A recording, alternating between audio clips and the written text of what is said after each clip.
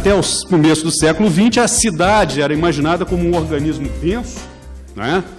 E servido para o transporte coletivo. Na verdade, é uma evolução da cidade medieval, aquela grade de Veneza, de Florença, das cidades, onde os múltiplos caminhos eram para você fazer a pé ou tração animal. Só que foi inventado o transporte coletivo, mas as cidades ainda tinham essa coisa de ou vai a pé, ou vai de ônibus, ou vai de transporte público. Mas o espírito do tempo do século XX, para mim, ele tem esse ícone aí. Isso ficou na cabeça de todo mundo. Isso fez a cabeça do prefeito, isso fez a cabeça do pai do Alfredo, quando ele comprou aquele carro, o Standard Vanguard. Imagina, você dirigir nos anos 30 não, quanto? 50. Nos anos 50, você ser da Standard Vanguard. Pô, mas picareta, Standard Vanguard é meio contraditório. Ou você era da vanguarda, mas, de qualquer maneira, todo mundo queria ter um carro. Né? E até a gente lembra da propaganda da Volkswagen no Brasil, que você ainda vai ter um Fusca. E isso daí passou a ser, vamos engenheirar a cidade para a circulação do automóvel. E aí aquele subúrbio, aquela coisa maravilhosa para onde a gente se dirigia, isso aí ficou como um ícone depois da Segunda Guerra Mundial. Imagine nos Estados Unidos, 3 milhões de homens voltam da guerra, e o que eles ganham? Eles ganham crédito para construir uma casa no subúrbio, uma carta que lhes dá direito a um curso universitário e crédito para comprar um carro. Felicidade para todo mundo depois da Segunda Guerra Mundial. E assim a gente já foi. Agora, tinha um problema.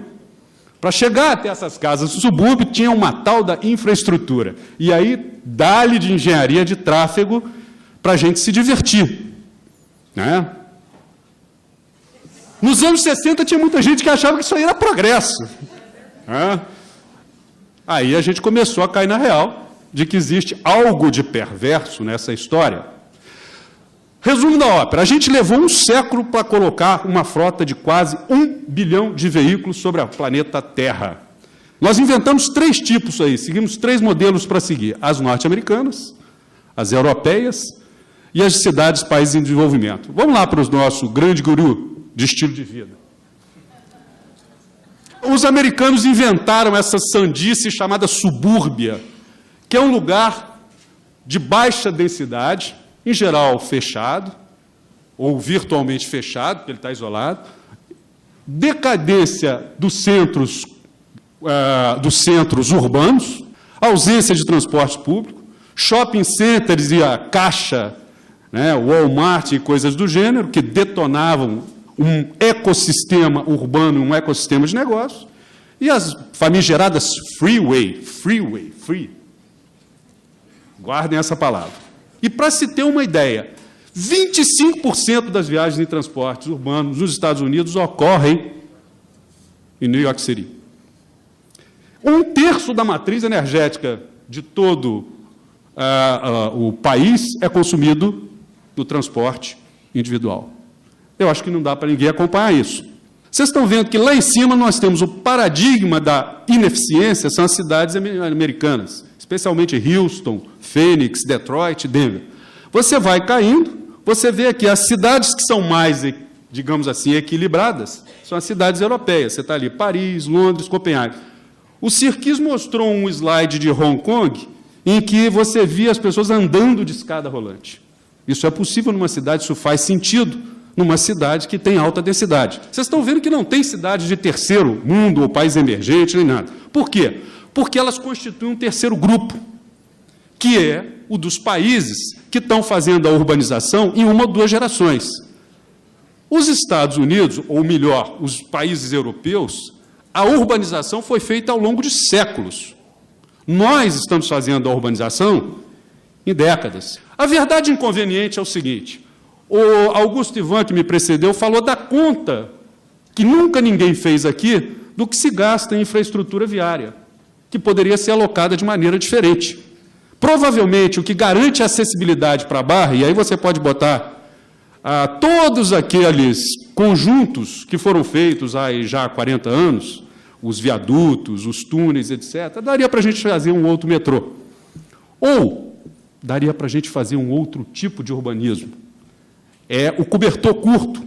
Se você privilegia a infraestrutura viária, que hoje consome entre 30% a 40% dos recursos de município no Brasil, você podia estar pensando em outras coisas. Nesse passivo que vem na urbanização acelerada. E aí nós estamos misturando, porque nós temos Rio de Janeiro, temos Mumbai, temos Caracas. Caracas, as pessoas estão fazendo o seguinte, custa $2 encher o tanque em Caracas. Todo mundo tem carro.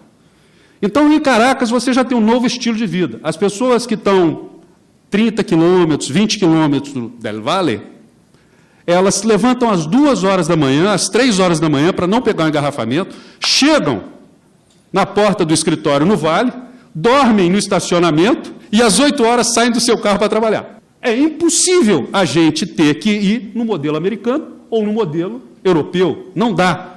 Nós vamos ter que inventar um troço diferente. Rio de Janeiro, maravilhosos os projetos, mas o problema não é fornecer mais BRT, ciclovia. O problema é o seguinte, nós vamos dobrar a nossa frota ao longo dessa década. É esse o futuro que nos espera. Não, se nos consola, isso também espera na Índia, isso também espera em Bangkok, na Tailândia. Na Tailândia, em Bangkok, as pessoas carregam urinol descartável dentro do carro. A gente se sente tão mal, na verdade, porque a gente está fazendo um trânsito entre civilizações distintas. Entre a sociedade pós-industrial, que está ficando no nosso retrovisor, e a sociedade que eu chamo de digital global. E a gente vai ter que inventar, porque não tem modelo para a gente ir para lá. Por isso que eu chamo de tempo de pensar fora da caixa. Esse tempo vai ser brabo. Se tem alguém incomodado com o que já tinha de complexidade, vai ficar pior. Essa década promete mais complexidade, mais volatilidade, mais turbulência, mais incerteza. Nós estamos passando, na verdade, de uma outra fase da globalização para o cosmopolitismo. Nós já estamos com 200 milhões de pessoas que estão vivendo expatriado. Não são mais imigrantes. As pessoas vão e voltam. A verdade, o que está acontecendo, pessoal, é que a gente vai ter um mundo de mais movimento ainda, passagem barata, internet, etc. E os mercados são aqueles que interessam. Aqueles 10 países, Brasil, Índia, China, Rússia, México, Coreia do Sul, Indonésia, Turquia, África do Sul e Tailândia, é o amanhã. O resto é retrovisor. Ao longo dessa década, nós vamos ver os Estados Unidos se arrastando em estagnação e os países do G6 escolhendo entre entrar em decadência, como é o caso indiscutível de Itália, por exemplo, ou ficar em estagnação, como é o caso do Japão. Isso, quando essa ficha cair, os economistas vão pedir à revista Economist para fazer uma matéria de capa, e eu acho que essa é a melhor ilustração para mexer com os economistas. Se eu tivesse que apresentar apenas um slide, seria esse. O custo do carro sai da compra do carro para o uso do carro. Vocês já viram isso uma vez. O país tem hoje 202 milhões de telefones celulares. Vocês se lembram que em 1990 até 94, até a privatização, a gente listava como bem para o imposto de renda o telefone. O carro vai ter um modelo de negócio que é o seguinte, a montadora te dá o seu carro. Ou melhor, a concessionária do pedágio, a concessionária da garagem, a concessionária vai te dar o carro e você vai pagar os custos dele. O primeiro ponto não é prover transporte coletivo, o primeiro ponto é você penalizar ou cobrar a externalidade do uso do carro. O segundo, sim. Aí agora nós vamos falar em ter sistemas de transporte coletivos. E o terceiro ponto é a reforma urbanística. É isso que a gente está fazendo, com muito juízo, é a propriedade, é o Porto Maravilha, é o conceito de centralidade, é o upgrade de favelas. As favelas vão se tornar bairros populares em todos os sentidos. Agora, qual é o grande problema para fazer acontecer essa nova mudança? Onde é que está o problema? Liderança política. Não é um problema de tecnologia, não é um problema de você perguntar para o engenheiro de transporte ou para você perguntar para o administrador, o concessionário de metrô, o que ele pode fazer. Alguns exemplos inspiradores. Ken Livingstone, prefeito de Londres, que em 2003, apesar de todas as pesquisas de opinião dizerem que ele era um louco, a ponto de chamá-lo de Red Ken, o Ken vermelho, resolveu botar a taxa de congestionamento para o acesso a Londres Central. Nós tivemos um visionário aqui que deu certo, um dos heróis, como o Augusto Ivan falou, que eu acho que é o exemplo do Jaime Lerner. que foi o primeiro a pensar nessas coisas, nessa visão de urbanismo integrada com o uso do solo, que impediu que houvesse, por exemplo, a shopping centerização nociva que houve em outros lugares. Os shoppings em Curitiba eram sempre, como Estação, por exemplo, era sempre uma forma de você reciclar edifícios públicos ou privados geradores de tráfego. Os ônibus de Bogotá eram aqueles que serviam de souvenir, que a gente comprava lá, que é a lotação, com frutas, galinha, etc., no teto dele. Esse cara falou o seguinte: olha, eu preciso de calçada, eu preciso de ciclovia, eu preciso de um sistema de transporte. E vou fazer. Com mandato de 3 anos.